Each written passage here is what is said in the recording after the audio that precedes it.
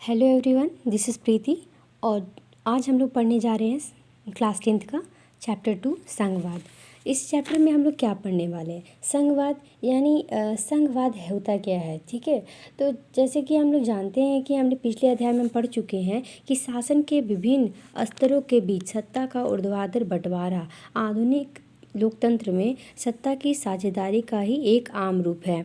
इस अध्याय में हम सत्ता के बंटवारे के इसी स्वरूप पर चर्चा करेंगे। इसे आमतौर पर संघवाद कहा जाता है।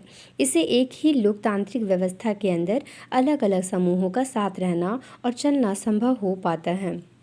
अध्याय के शेष हिस्से में भारत के संघवाद के सिद्धांत और व्यवहार को समझने का प्रयत्न किया गया है। संघीय ढांचे से संबंधित संवैधानिक प्रावधानों पर चर्चा करने के बाद हम इस अध्याय में संघवाद को मजबूत करने वाली नीतियों और राजनीति का विश्लेषण किया जाएगा। अध्याय के अंत में हम भारतीय संघवाद के नए और तीसरे स्तर अर्थात स्थानीय शासन की चर्चा करेंगे। आइए देखते हैं कि संघवाद है क्या। संघवाद क्या है? आइए एक बार फिर पिछले अध्याय में दिए गए श्रीलंका और बेल्जियम के अंतर पर गौर करें, जहां हमने देखा था कि आपको याद होगा कि बेल्जियम के संविधान में जो प्रमुख बदलाव किए गए थे उनमें केंद्रीय सरकार की शक्ति में कमी करना भी शामिल था। यानी बेल्जियम का जो संविधान था उसमें क्या किया गया था, केंद्र की सरकार में वहाँ पे केंद्र सरकार जो थी, फ्रेंच की सरकार थी जो वहाँ पे, उसकी शक्ति में कमी करके जहाँ पे जो है डच लोगों को भी शक्ति दिया गया था और ये अधिकार प्रांतीय सरकारों को दे दिए गए थे। बेल्जियम में उससे पहले से भी प्रांतीय सरकारें थीं, तब भी उसकी अपनी अलग भूमिका थी, अपने अधिकार थे, पर ये अधिकार उनको केंद्र द्वारा प्रदान किए गए थे। आगे देखेंगे यहाँ पे क्या लिखा है कोटेशन, एक थोड़ा सा बॉक्स में, मैं थोड़ी उलझन में हूँ।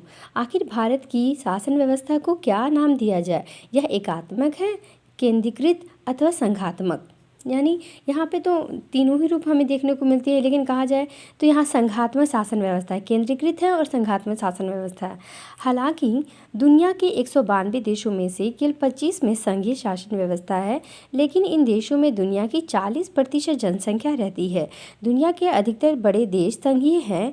क्या आप इस मानचित्र में इस नियम का एक अपवाद ढूंढ सकते हैं?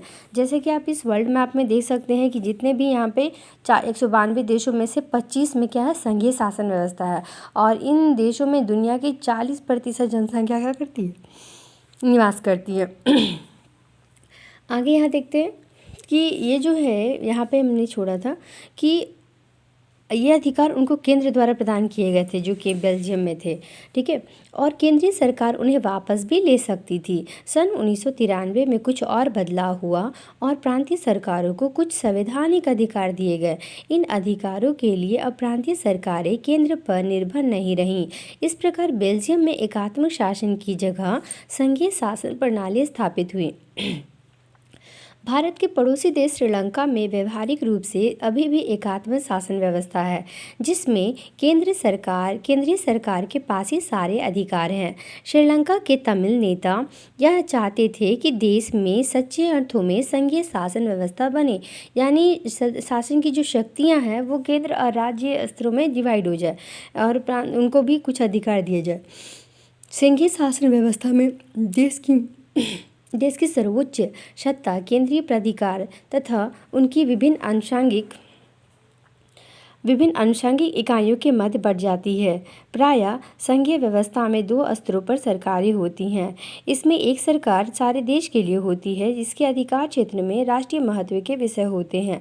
फिर प्रांतों या राज्यों के अंतर स्तर की सरकारें होती हैं, जो शासन के दैनिक कामकाज को देखती हैं। सत्ता के इन दोनों स्तरों की सरकारें अपने अपने स्तर पर स्वतंत्र होकर अपना कार्य करती हैं। एक अर्थ में संघीय शासन व्यवस्था एकात्मक शासन व्यवस्था से ठीक विपरीत है। एकात्मक शासन व्यवस्था में शासन का सिर्फ एक ही स्तर होता है, बाकी इकाइयां उसके अधीन होकर अपना कार्य करती हैं। केंद्रीय सरकार स्थानीय या प्रांतीय सरकारों को आदेश दे सकती है, लेकिन संघीय व्यवस्था में केंद्रीय सरकार किसी भी राज्य सरकार को कुछ खास करने का आदेश नहीं दे सकती। राज्य सरकारों के पास स्वयं की शक्तियां होती हैं और उनके लिए वह केंद्रीय सरकार के प्रति किसी भी तरह से जवाबदेह नहीं होती हैं। ये दोनों ही सरकारें अपने अपने स्तर पर लोगों को जवाबदेह होती